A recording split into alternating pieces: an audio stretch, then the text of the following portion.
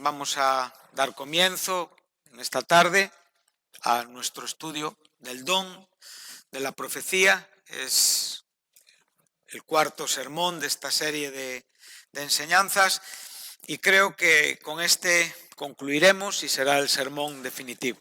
Por lo tanto, aprovechamos para dar comienzo y saludar a las personas que nos siguen a través de la plataforma de YouTube, esperando que puedan también ser bendecidos. Si leemos en la primera carta del apóstol Pablo a los Corintios, capítulo 14, versículo 37, hemos estado, como digo,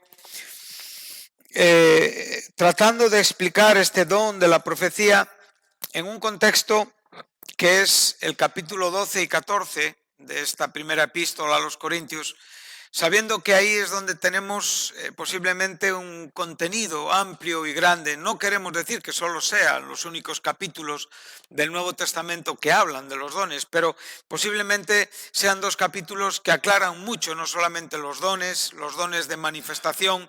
Siempre recordamos ese bloque, ese orden o esa clasificación que le damos a estos dones por su espontaneidad, porque realmente vienen a ser ese motor, ¿verdad? Ese motor donde la Iglesia expresa y manifiesta la vida del Espíritu Santo. Hemos podido ver que en contraste o en comparativa con dones que tienen un poquito más de equilibrio en el sentido de ministerial, a los cuales les clasificamos, les calificamos como dones residentes, o también esos dones del capítulo, estos vienen en Efesios 4, y si no también tenemos los del capítulo 12 de Romanos que tienen más que ver con dones de motivación, les llamamos porque tienen ese argumento motivacional que va muchas veces muy vinculado al carácter del propio siervo a quien Dios está otorgando ese don. Pero siempre hemos visto que estos dones de Corintios tienen como una cierta, son un poco más espontáneos, quizá entendiendo la palabra, más milagrosos. Suelen ser dones en la mayoría de la lista que se nos presentan, que se manifiestan en momentos necesarios, ¿no? Hemos visto que algunos de ellos se caracterizan por este carácter, por esta naturaleza. Pero siempre partiendo de que los dones son sobrenaturales. Y aún el don más, reconocido en la vida de un creyente, en la vida de un cristiano, un ministerio de maestro, un ministerio de pastor, que posiblemente sean esos dones ministeriales más comunes en la iglesia hoy, ¿sí? Y que podemos verlo en la vida y en la existencia a lo largo de los años, todos tienen un punto de partida sobrenatural. Siempre hay un llamamiento divino, siempre hay una voluntad de Dios operando. Nunca el hombre se hace a sí mismo delante de Dios, siempre Dios hace al hombre delante de él. Es Dios quien opera siempre en los corazones. Entonces hemos podido ver cómo estos dos capítulos son tremendamente ricos en enseñanza, tremendamente ricos en vida, y hemos podido ver esa diversidad de dones, esos espirituales que se nos mencionan en el verso 1, en la que Pablo dice, no quiero que ignoréis acerca de los neumáticos. Entonces nosotros hemos visto, son dones, son ministerios, son operaciones. Y hemos podido ver que esto es, en cierta manera, la expresión de la vida de Dios en la iglesia a través de un cuerpo que colectivamente actúa en el mundo y que ese cuerpo se compenetra y vive a través de la propia acción individual de cada miembro. O sea, hay algo que es muy importante y es posiblemente en esta época la Iglesia tiene algún debate de carácter teológico a la hora de interpretar lo que vendría a ser un corporativismo o un individualismo, ¿vale? El corporativismo es aquel que defiende que el creyente necesita de la Iglesia y que la Iglesia es la fuente, es el fundamento, es el todo para que el creyente pueda desarrollar su vida. El individualismo viene a hablarnos de que realmente los creyentes ganan espiritualidad en su propia relación individual con Dios y es después que viven en la iglesia esa individualidad. Bueno, para mí es el equilibrio, evidentemente. Y Pablo, con unas palabras más simples que las dificultades tecnológicas que en muchos casos hoy este tipo de conceptos o de nombres tienen, lo explica muy bien. Somos muchos, un solo cuerpo. Con 2 palabras, con una frase corta, viene a enseñarnos este asunto. Entonces, necesitamos de una individualidad santa, pero a la vez necesitamos vivir en una manera corporativa. ¿Por qué? Porque es el terreno donde el creyente existe y vive, la iglesia, porque ahí es donde el creyente nació de nuevo, fue llevado ahí el día de su nuevo nacimiento, y a partir de ahí el creyente desarrolla la vida con todo lo que él tiene, individual y colectivamente, con sus hermanos, con su familia, con todo lo que tiene en la vida. Entonces podemos ver que este aspecto es fundamental y que en muchos casos, como digo, lo podemos comprobar y podemos disfrutarlo no solamente en el sentido del ministerio claramente expuesto y estable, sino en la acción del creyente que está descubriendo un don de servicio en el propio desarrollo de su carácter, como estos dones que espontáneamente están afectando y salpicando la vida de todos y creando esas emociones, esas sensaciones, esos deseos y esas necesidades que generan expectativa.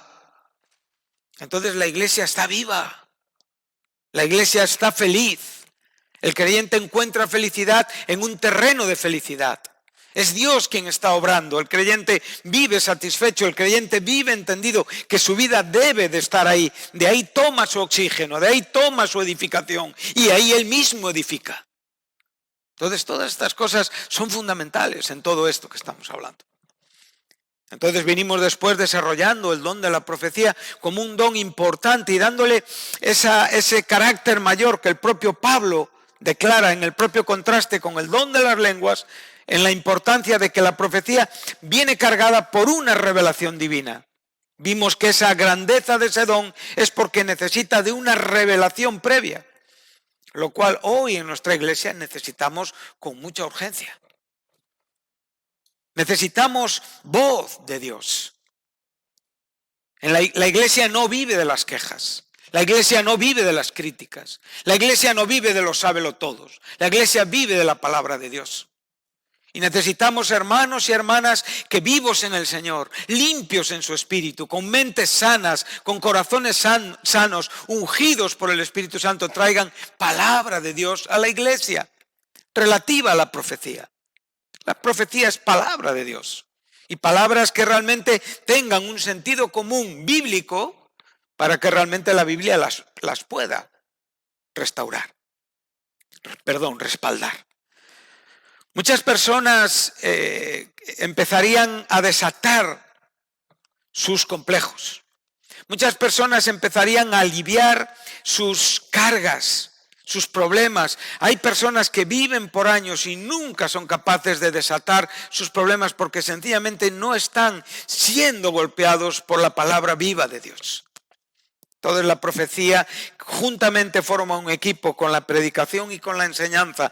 Es inseparable, o sea, no podemos pensar en una iglesia que solamente tiene profecía. Tenemos que pensar en una iglesia que tiene profecía como don, que hay un don de profecía ejercitando, que hay personas con el don de profecía ejercitándose, pero por supuesto ministerios estables de enseñanza y de predicación. Que eso es fundamental en el propio equilibrio. Entonces aquí es donde, como digo, estamos muy necesitados de esta palabra. En la última clase vimos que este don lo podríamos calificar de permanente o semipermanente, sí, aunque en cierta manera vimos que siempre dependemos de la voluntad divina para poder profetizar y que cabe la posibilidad de que alguien profetice una vez y nunca más en la vida. Pero ahora, leyendo el texto que vamos a leer, traemos a memoria o traemos a colación lo que dijimos en la última enseñanza. Entonces vimos que aquí Pablo está diciendo, si alguno se cree profeta o espiritual, reconozca que lo que os escribo son mandamientos del Señor. Entonces, como digo, esta carta llegó a los creyentes de Corinto posiblemente cuando no estaban ni congregados, no sabemos, ni tampoco las personas estaban profetizando. Esto fue comunicado ¿a quiénes? A aquellos que se consideraban profetas, lo cual nos enseña que había personas que habitualmente profetizaban o que mínimo había personas que eran consideradas de esta manera.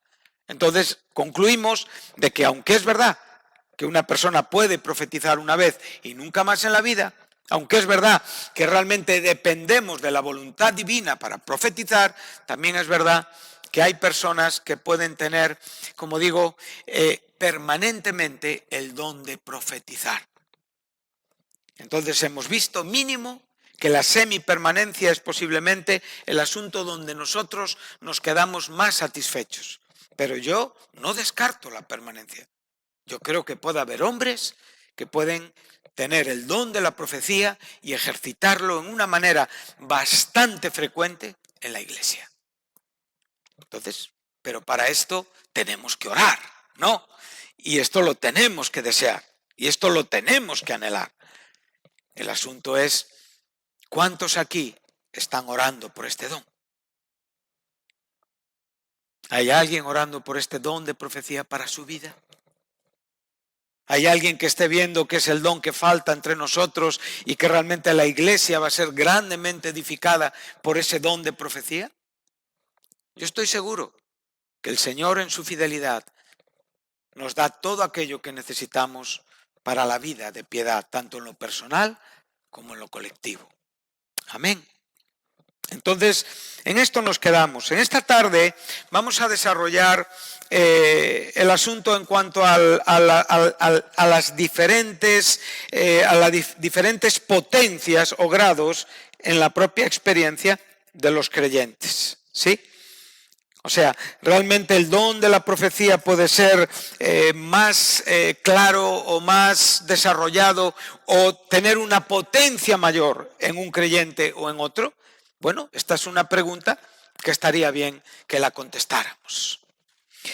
Lo primero que tendríamos que hablar, me gustaría iniciar la respuesta en Efesios, después volvemos a...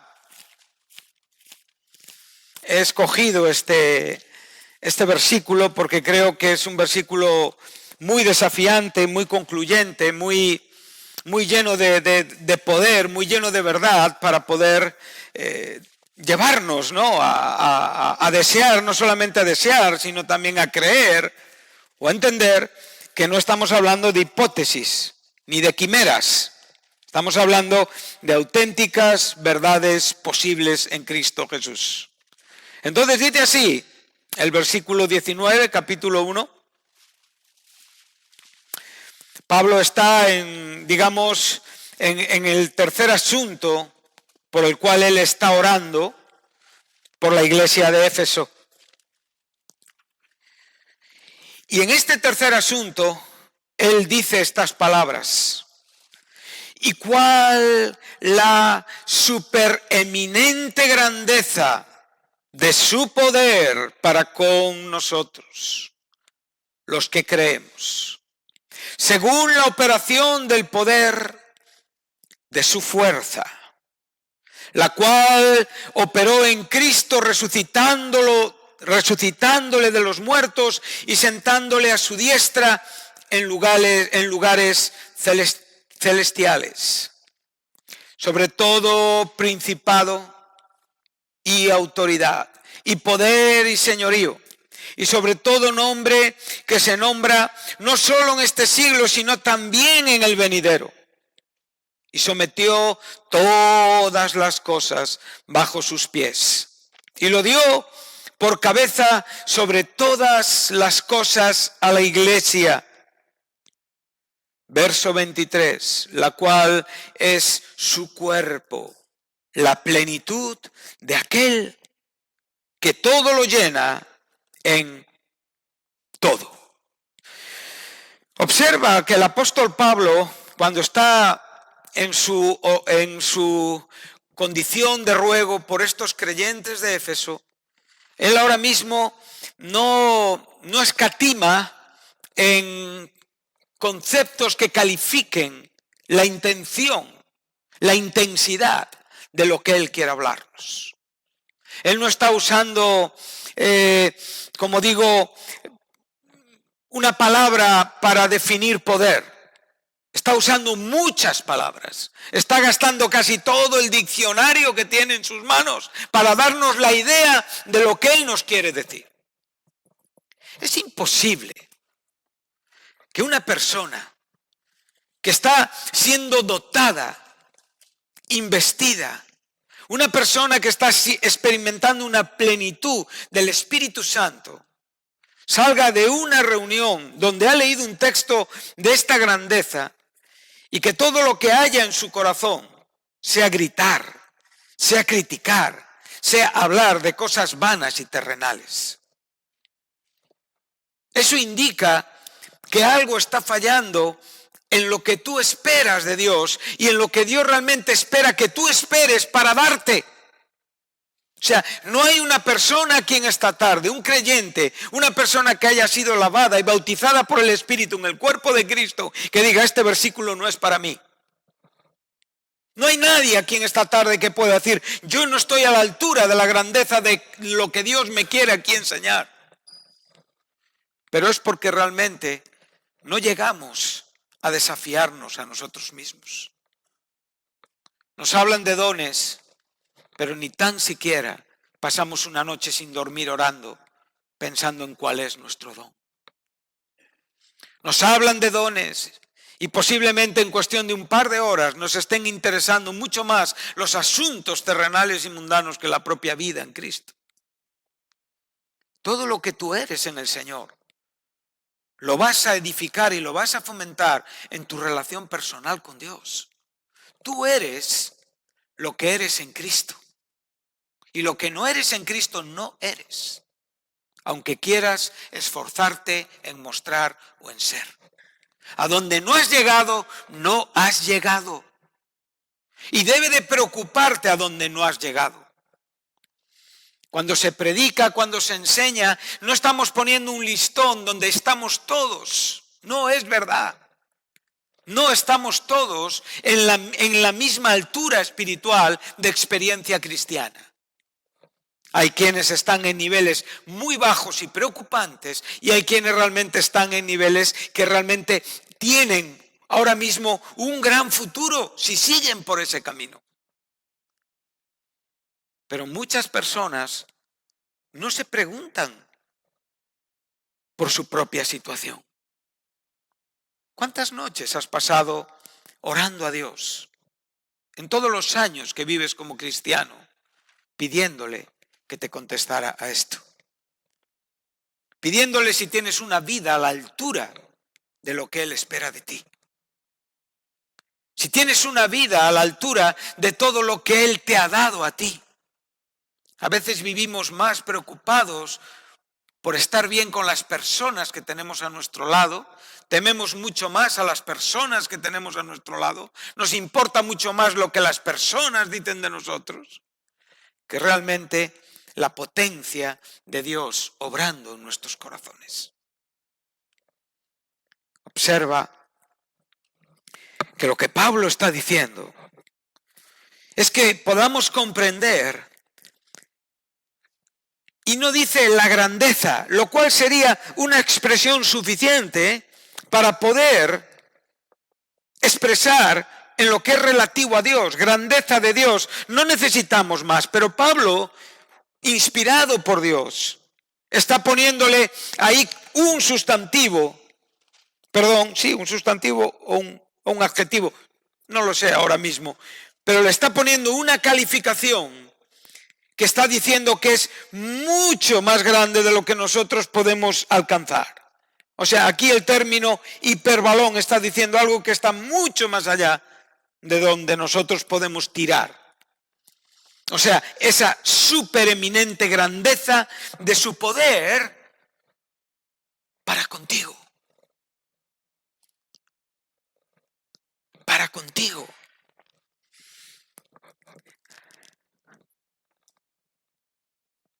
¿Qué crees?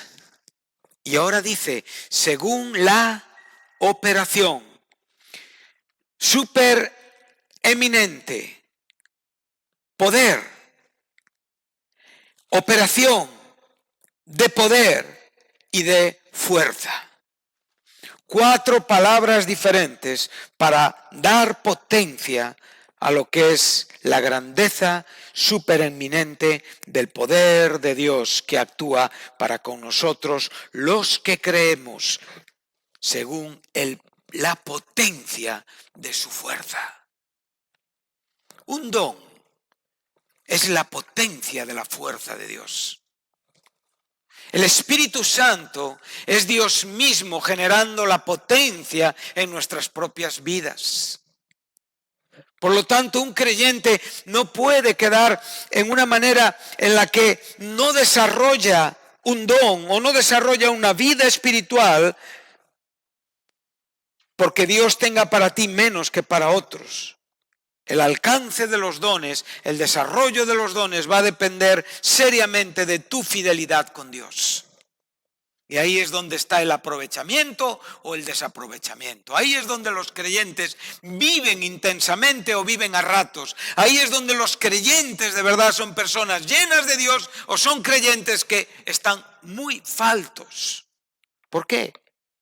Porque somos, vuelvo a repetir, aquello que somos en Jesucristo. Preocúpate por esto en la vida. Que nada te preocupe más que esto. Que nada te quite el sueño más que esto. Que nada te desasosiegue más que esto. Que nada te inquiete más que esto. Que aquello que debes de ser en Cristo, no por el poder de tu fuerza, sino por el poder de su fuerza que actúa en ti. Cuando nosotros podemos ver esto, nos sentimos tremendamente confortados. Ahora, ese poder de esa fuerza, ¿en quién actuó primeramente? En el mismo Jesucristo. Lo resucitó de los muertos, lo sentó a la diestra en los lugares celestiales. Y le puso sobre todo principado, autoridad, poder, señorío. Todo esto tiene que ver con asuntos contrarios a Dios. Son seres espirituales, son potestades, como digo, son ángeles, son demonios. Todo aquello que es contrario a Dios está realmente sujeto a sus pies. Y Cristo está sobre todo lo que se pueda nombrar, no solamente en este siglo terrible donde vivimos, sino en el siglo venidero, donde un día existiremos en la gloria con el Señor. Él seguirá teniendo el nombre que es sobre todo nombre. Ahora mira, sometió todas las cosas bajo sus pies y lo dio por cabeza. Sobre todas las cosas, ¿a quién? A la iglesia. Observa que ahora ya tenemos la verdad completa. El Señor resucitado, ascendido, sentado, entronizado, es para ser cabeza de la iglesia. Entonces eso da una razón de que la iglesia en el propósito de Dios complementa lo que realmente tiene Dios en su propósito en cuanto a un cuerpo. ¿Para qué queremos una cabeza si no hay un cuerpo? No tendría ningún sentido. Por lo tanto, la iglesia tiene un papel principal y fundamental en el propósito de Dios. Pero una iglesia que actúa en el poder de la fuerza de Dios. Y ahora, lo que te va a decir es, ¿quién es la iglesia? Es su cuerpo, inseparable de la cabeza. ¿Y qué más es la iglesia? Es la plenitud. Este es el segundo nombre, esto es una aposición, o sea, realmente esta segunda expresión está diciendo lo mismo que la primera para dar el sentido del poder que actúa en nosotros. Entonces la iglesia está bien, lo entendemos. El cuerpo, lo entendemos. La plenitud, ¿lo entendemos? O sea, la plenitud es la iglesia. O sea, ¿qué podríamos decir aquí? ¿Que realmente la plenitud es Cristo? ¿Y que realmente Cristo está lleno de Dios? ¿Aquí la palabra plenitud se refiere a Cristo? Bueno, según el contexto que estamos hablando, no creo que se esté refiriendo. porque tendríamos muchas dificultades interpretativas. Si seguimos el contexto como el contexto se nos está enseñando, la plenitud es la iglesia. Entonces, ¿la iglesia qué expresa? La plenitud, el pleroma, la llenura de aquel que llena la iglesia con su poder. Y esa plenitud se evidencia y se manifiesta por medio de la expresión. ¿Con qué propósito? Que aquel que llena la iglesia, evidentemente llena todo en todo. Aquí es donde nosotros, hermanos, tenemos que tomar en serio las verdades del Señor. Aquí podemos ver que el contexto de Efesios 4:10 forma un paralelismo perfecto en cuanto a aquel que ascendió a los cielos y repartió dones y constituyó ministerios. O sea, es la plenitud. Observa el capítulo 4, vas un poquito más adelante y verás esta expresión.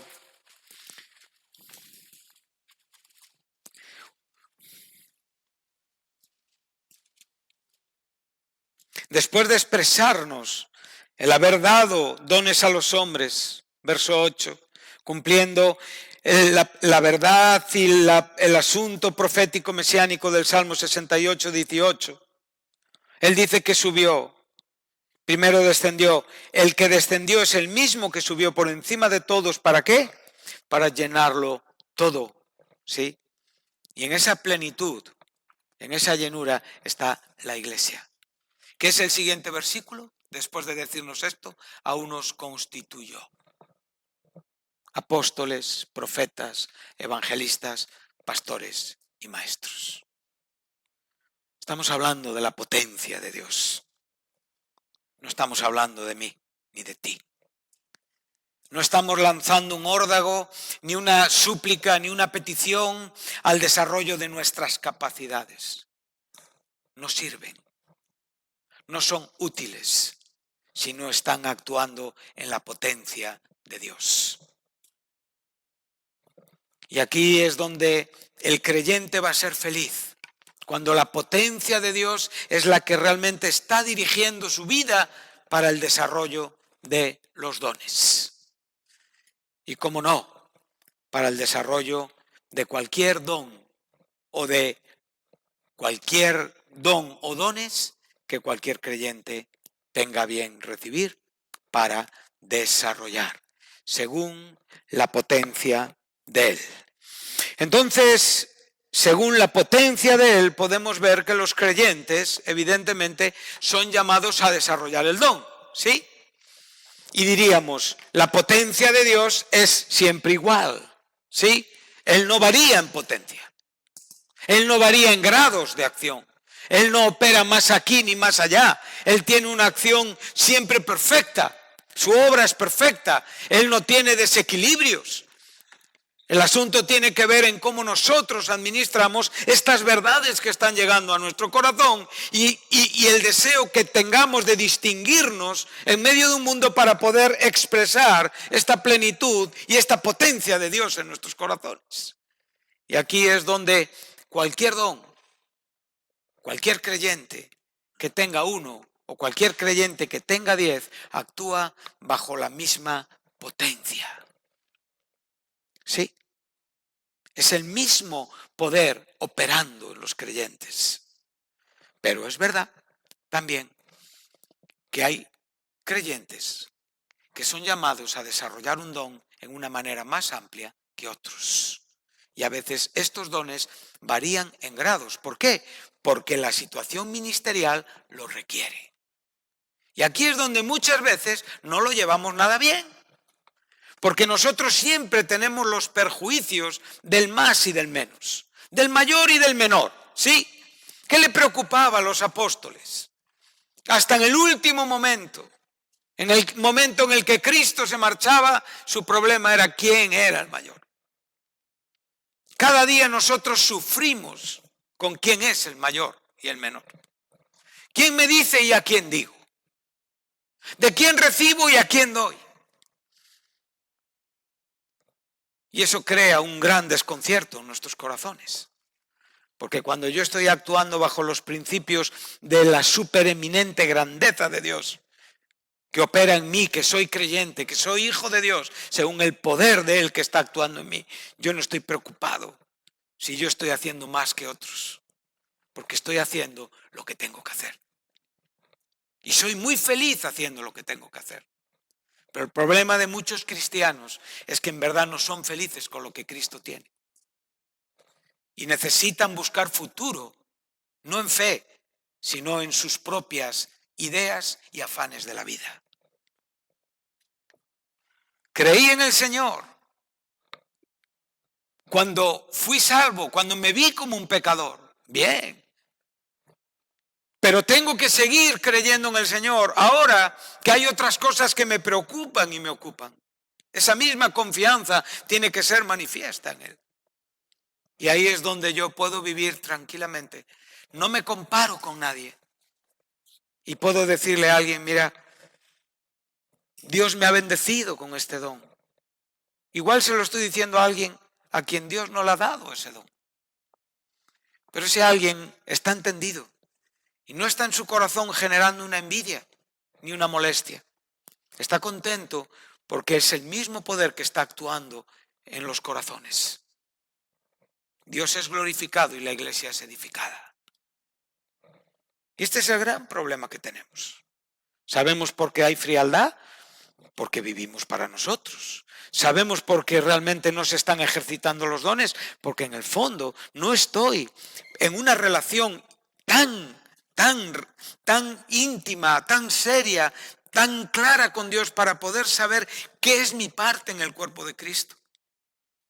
Y por otro lado, vivo comparándome con los otros. Vivo constantemente comparándome. Y dices, no, yo no me comparo. Sí, nos comparamos.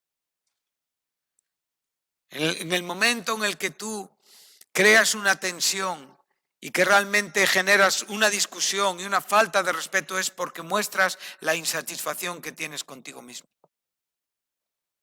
Si tú sabes quién tú eres, no vas a debatir. Porque no es importante. Lo único que realmente es importante es que tú funciones y yo también. Y vienen tiempos donde la iglesia necesita experimentar las promesas del Señor por el bien de todos. Bueno, es verdad que podríamos decir, hemos usado en sermones anteriores, por ejemplo, el don de administrar o el don de enseñar, ¿sí? Y hemos podido ver que aún, si vemos a nuestro alrededor, nos daremos cuenta que en la iglesia hay personas que tienen una mayor capacidad de administrar que otros, ¿sí? Pero a la vez, todos administran. Es curioso que el don de la administración se puede ver en una manera clara e inequívoca en personas, pero también ese don, en una manera más reducida, se puede ver en la propia administración personal de uno mismo. Aquí hay familias que realmente están administrando sus casas. En cierta manera, están ejerciendo un don de administración. También es verdad que hay personas que tienen una administración mayor dentro de la iglesia, sencillamente porque Dios les ha dado, les ha dotado una capacidad de administrar. También vemos personas aquí que enseñan alguna vez, ¿no?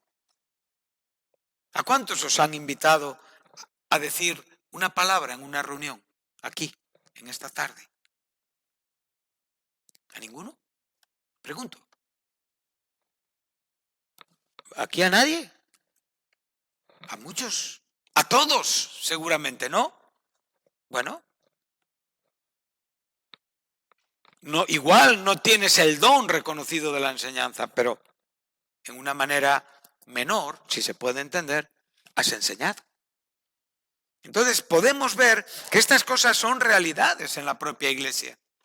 Pero que cuando nosotros podemos desarrollar todas las cosas que hay que hacer y no pensar que únicamente aquel que tiene claramente el don de enseñanza y que la propia iglesia lo reconoce y que realmente el hombre lo ha entendido y vive fielmente, entonces el resto dice, no, pues El que tenga el don que enseñe. No, tú tienes que enseñar.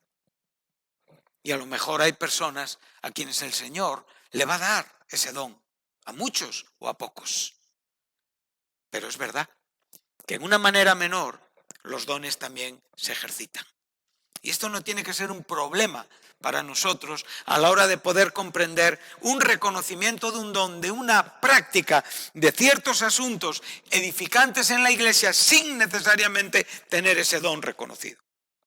Un padre de familia enseña en su casa o se espera que sea un maestro en su casa. Igual no es un maestro en la iglesia. Igual nunca lo va a ser. Pero eso no significa que no tenga que enseñar. ¿Está bien? Entonces podemos ver, volvemos a 1 Corintios,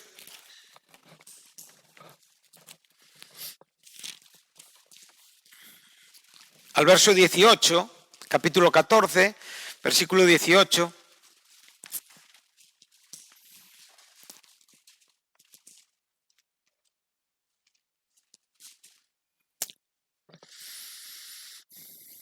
No sé, ¿qué pensaríamos si una persona desde un púlpito dijera esto? Si yo dijera esto desde el púlpito dirías, eres un orgulloso, José Carlos. ¿No? ¿Sí o no? Claro, pero Pablo lo dijo bajo la unción del Espíritu Santo. Es palabra inspirada. Bien, pero Pablo dijo lo que dijo. Y se lo dijo a quien se lo dijo. Y dijo lo que quiso decir. ¿Y qué quiso decir? ¿Qué fue lo que quiso decir Pablo? Que él hablaba en lenguas más que todos.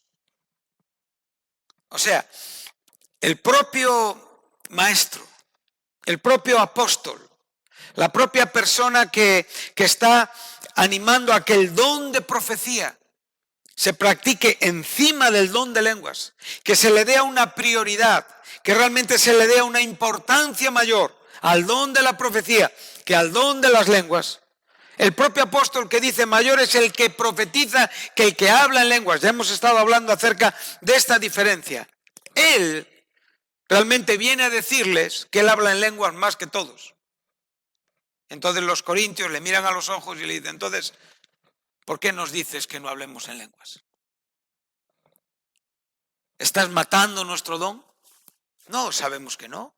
Sabemos que él estaba tratando de establecer un orden y un sentido a las propias lenguas, tanto angélicas como humanas desconocidas. Y que realmente esas lenguas pudieran tener su interpretación. Amén. ¿Para qué? Para la edificación del conjunto de la iglesia, entendiendo que la profecía tiene un efecto más edificador porque es palabra clara al oído del que la oye. Y sin embargo, a la vez también dice que el que habla en lenguas está edificándose a sí mismo, porque habla misterios a Dios. Pero realmente los que están a su lado no entienden, o incluso viene a decir que el propio entendimiento puede quedar sin fruto.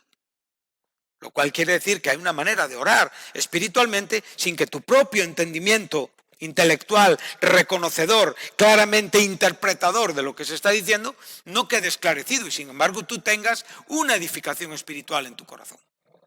Eso es verdad, lo dice aquí. Y Pablo dice a los romanos que el Espíritu Santo ora por nosotros y evidentemente su oración es desde nosotros, porque Él está en nosotros, con sonidos indecibles, inefables, expresiones que nosotros no entendemos en nuestro idioma, pero que sin embargo están operando para el favor en cuanto a aquel que conoce la voluntad de Dios para con nosotros. Entonces hay una oración que es edificante, aun cuando muchas veces el propio entendimiento queda sin fruto.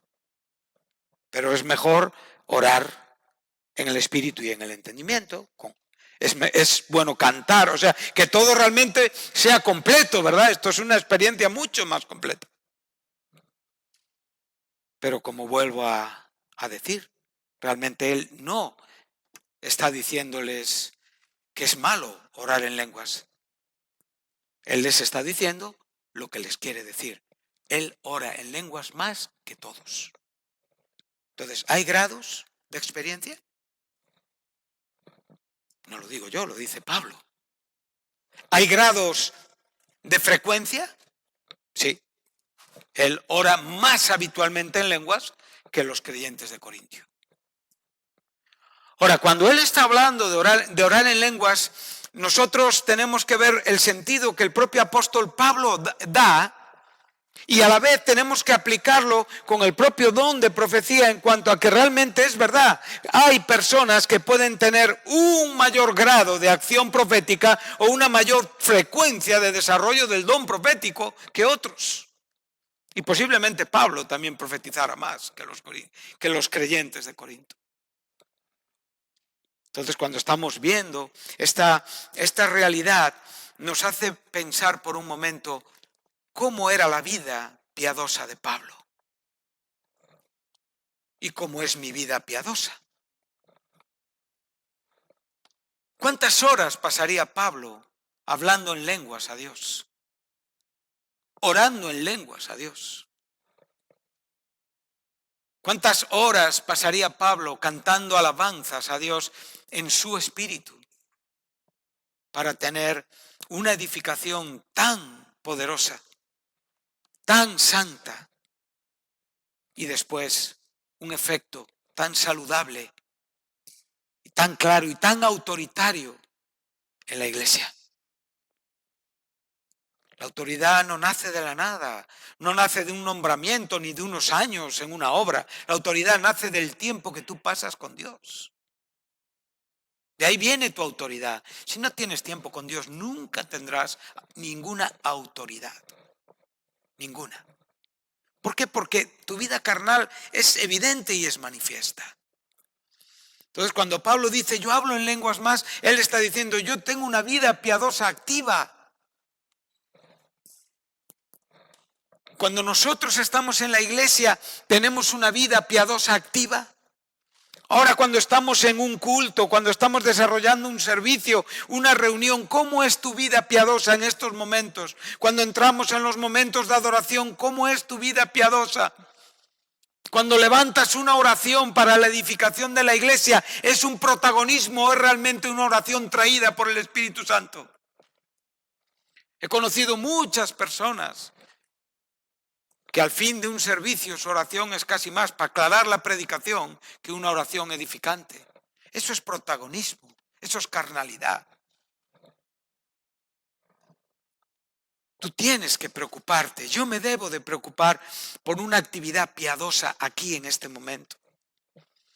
A mí me preocupa muchas veces personas que claramente desaprovechan una verdad explicada. En verdad deseas vivir en la intensidad que el apóstol vivía. ¿Tú crees que el apóstol apareció de la nada? Un día le dijeron que iba a ser apóstol, que el llamamiento divino vino así sin más, que una vez se encontró con un anciano en una iglesia, le dijo, Pablo, tú vas a ser el apóstol Pablo. No. Fue una vida intensa con Dios. Y eso es lo que nos falta a nosotros. Y sin esto no tiene sentido ninguna teología. Y sin esto no tiene sentido ningún don, porque el don es el resultado de la vida íntima e intensa con Dios.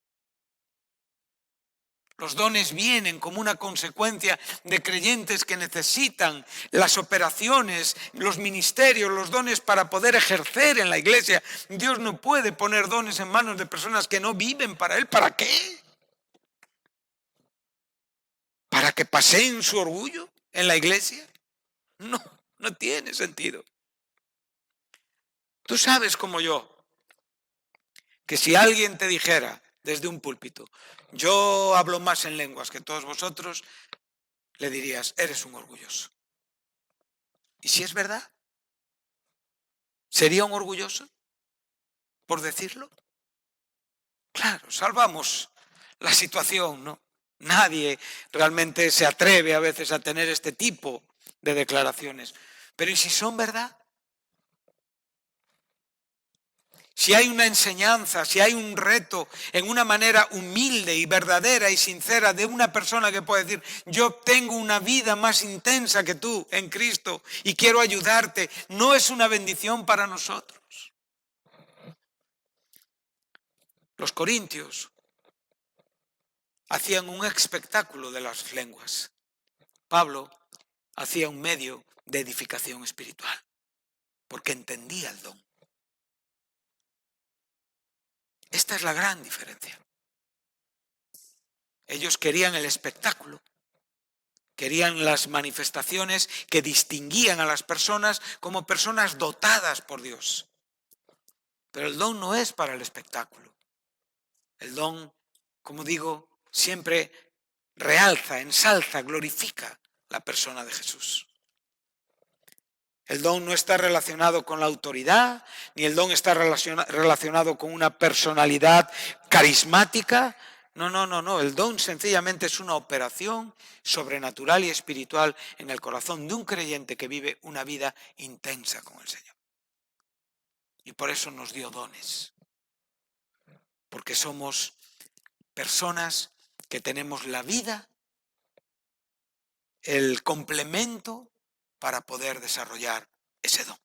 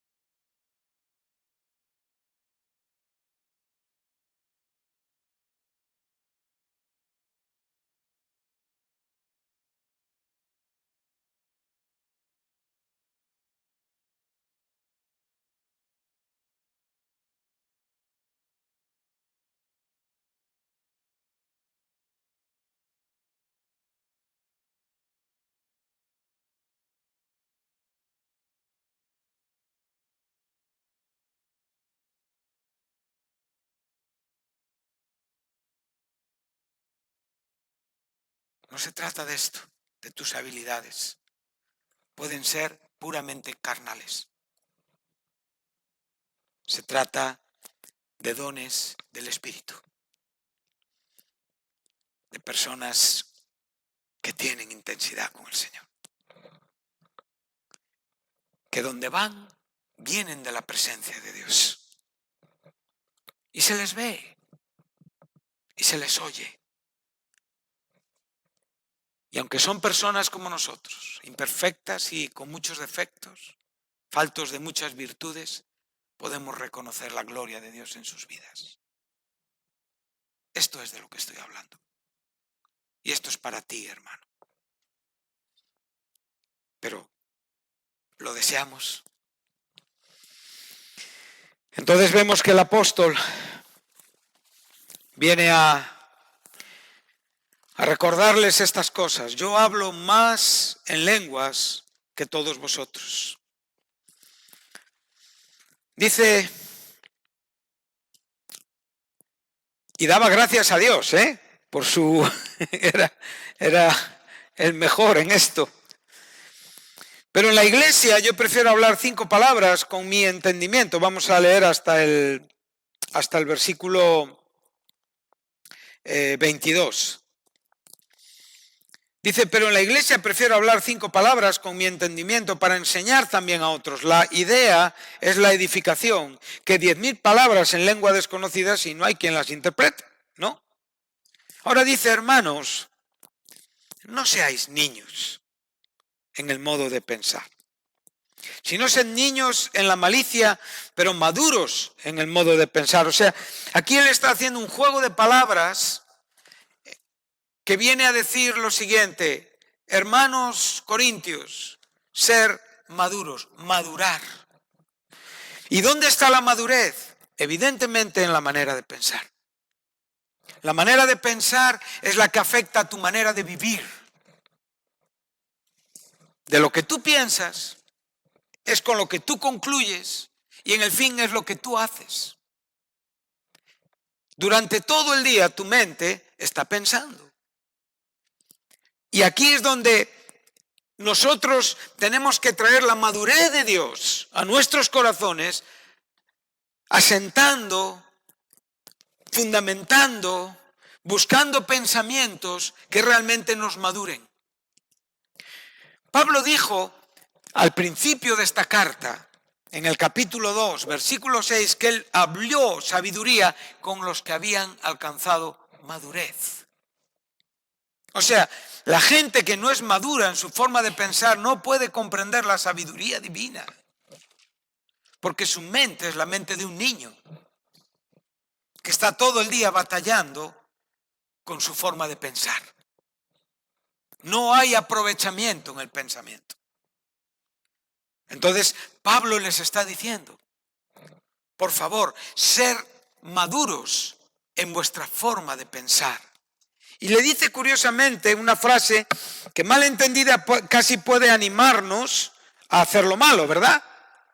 Bueno, no, por favor. Él aquí no está queriendo decir esto.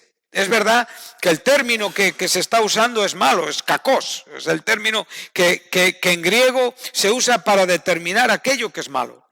Pero realmente está diciendo que los bebés, que los niños tienen una ignorancia hacia lo que es la malicia. Hay ciertas cosas que todavía no han practicado, no han vivido en su hacer. Claro que todos venimos de Adán, ya lo sabemos.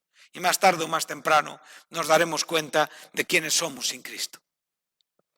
Todos aquí, espero, ya nos hemos dado cuenta. Entonces vemos que él aquí no está animando a esto. Es como cuando Jesús dice, ser astutos como serpientes, pero mansos como palomas. Viene a decir una frase bastante similar en medio de una retórica de carácter, como digo, judío, que era Pablo. ¿Sí? Entonces él está expresando esto.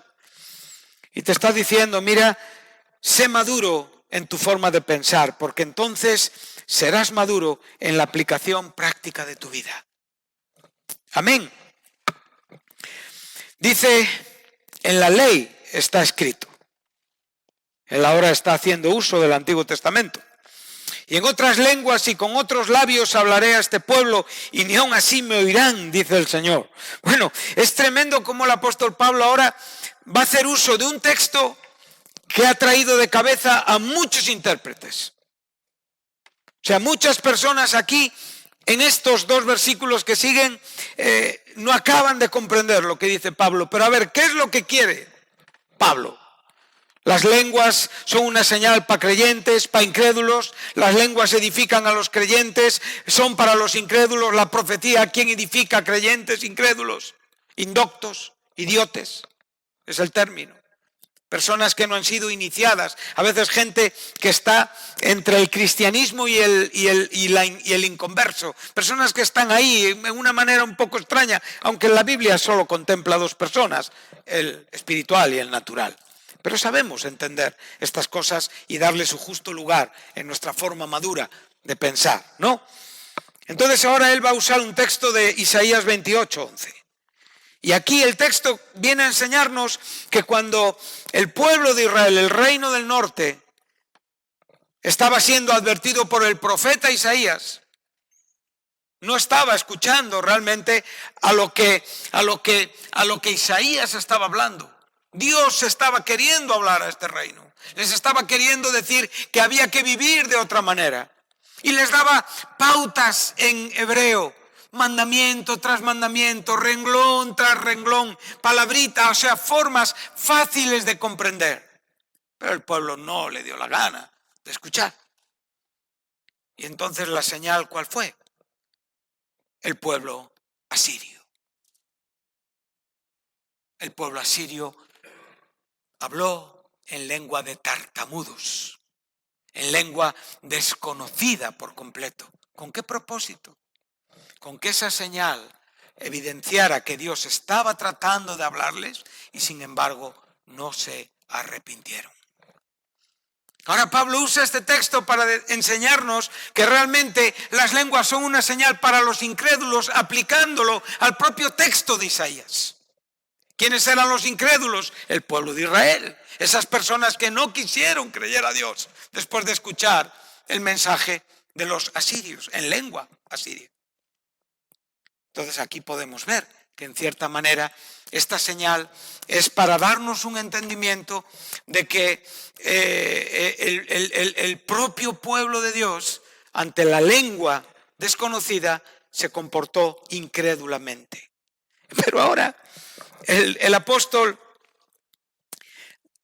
da un cambio y viene a decir así, dice, así que las lenguas son por señal no a los creyentes, sino a quién. Ya sabemos por qué dice esto, ¿sí? Lo dice usando el texto de Isaías 28:11. Pero aquí tenemos un problema. Sí. Aquí ahora mismo lo que nos estamos encontrando es que si el versículo dijera que las lenguas son por señal a los creyentes y la profecía a los incrédulos, estaríamos contentos, ¿no? El traductor se equivocó, pero claro, el original no nos lo permite. Por otro lado, ahora nos podemos encontrar si podría ser una pregunta retórica. ¿Sí? ¿Cuál sería la pregunta retórica?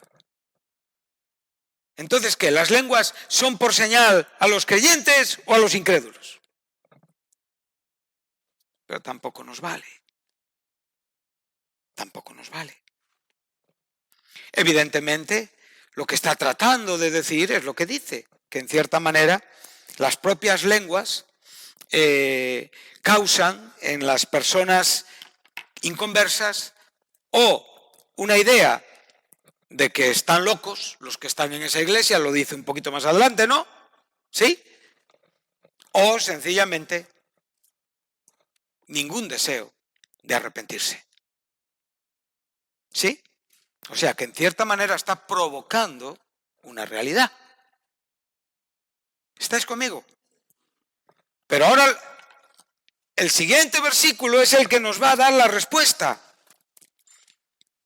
Entonces, la parte B del versículo 22, perdón, el versículo 23, dice, si pues toda la iglesia, perdón, no, la parte B, pero la profecía no es a los incrédulos, ¿es a quién? Pero Pablo no se está contradiciendo, porque después que dice que si entra un incrédulo, es convencido por todos. Y realmente la palabra clara de Dios a través de la profecía le lleva a una conversión y a un arrepentimiento y a un reconocimiento de que Dios está en la iglesia. Pablo no puede estar contradiciéndose.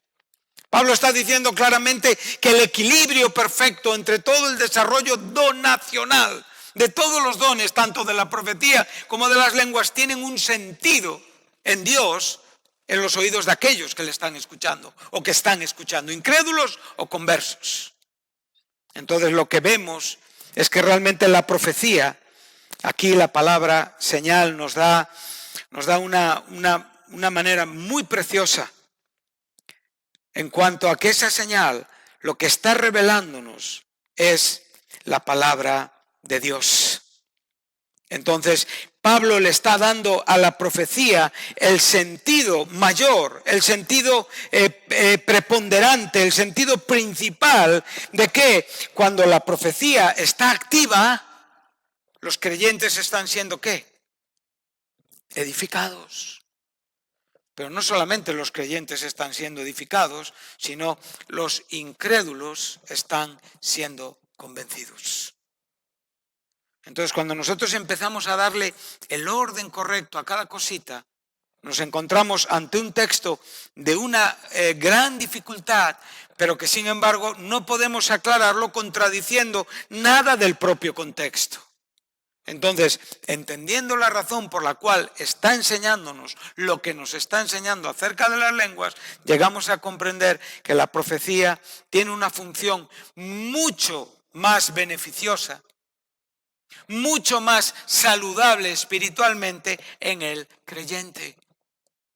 Lo ha dicho durante todo el contexto y lo vuelve a decir. Y ahora, para que no nos queden dudas, nos va a decir que realmente cuando hay profecía en la iglesia, entonces los incrédulos vienen a la iglesia y son convencidos por la profecía. ¿Sí? Entonces, las lenguas son una señal para los incrédulos. ¿En qué sentido? En el sentido de que no se arrepienten. O en el sentido de que realmente dicen que estamos locos. Pero sin embargo las lenguas sujetas a la función profética del don de la profecía adquieren sentidos. ¿Por qué? Porque la profecía está desarrollando una comunicación inteligible. Amén. No ininteligible. Entonces, a partir de lo inteligible, entonces nosotros podemos ser edificados. Amén. Algunos ya se me han perdido o siguen aquí. Gracias. Entonces, para ir concluyendo nuestro tiempo, podemos ver la importancia de que en verdad el desarrollo de los dones se hace en diferentes grados, con diferentes frecuencias e incluso es desarrollado más por algunos creyentes que otros. Pero todos los que desarrollen el don tienen que desarrollarlo entendidos de que la potencia que actúa parte de Dios. Y vamos a concluir en Romanos 12 y vais a notar algunos versículos importantes.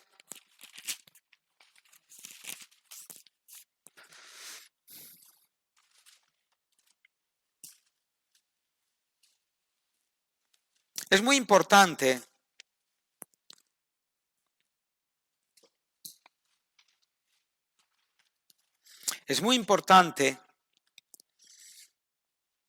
entender el don que recibimos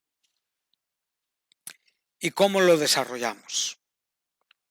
Observa que aquí el versículo 3 nos va a decir, digo pues, por la gracia que me es dada, a cada cual que está entre vosotros, que no tenga más alto concepto de sí que el que debe de tener. Sino que piense de sí con cordura, conforme a la medida de fe que Dios repartió a cada uno.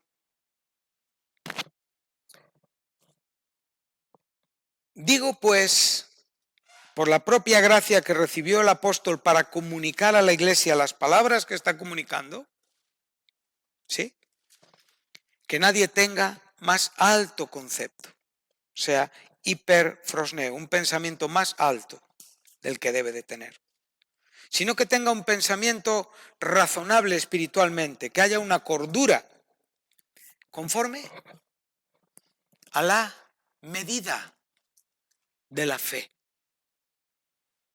Cuando tú eres salvo con más fe o con menos fe que otros. Con la misma fe. No hay variación en la fe salvífica. Aquí nos está hablando del desarrollo de los dones. Y la medida de la fe es la propia limitación que Dios te impone a ti. Dios te pone una limitación en el desarrollo de tu don. Y si tú no entiendes esto, entonces no vas a pensar de ti con cordura.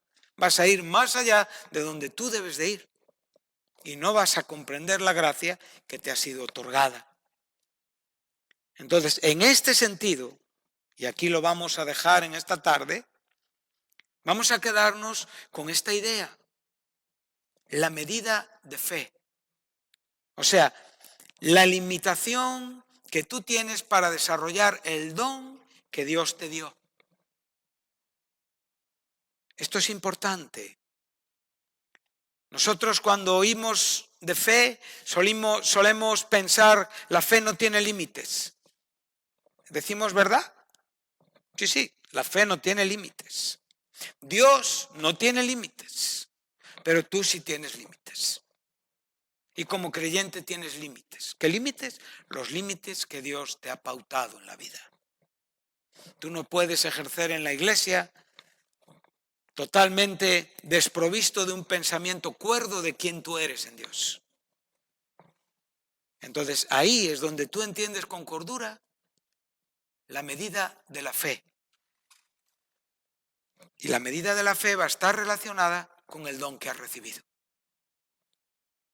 Entonces aquí lo vamos a dejar, que en esta noche podamos reflexionar en estos asuntos, en la calidad, la intensidad, la piedad de vida que tenemos.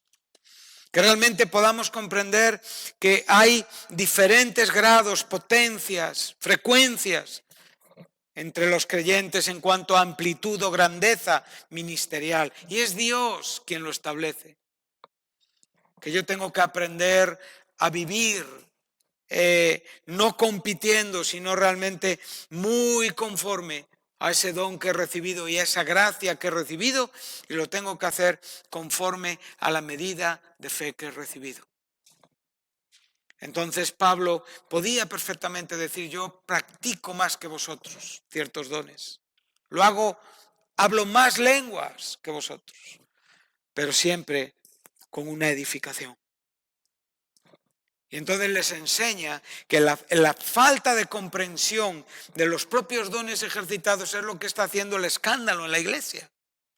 En vez del cuerpo de Cristo estar siendo homogéneo, estar siendo claramente formado, edificado, está sencillamente siendo como un espectáculo de fuegos artificiales, de aquí, de allá, del otro lado, que en ninguna manera están unificando el cuerpo. ¿Y por qué el cuerpo no se unifica?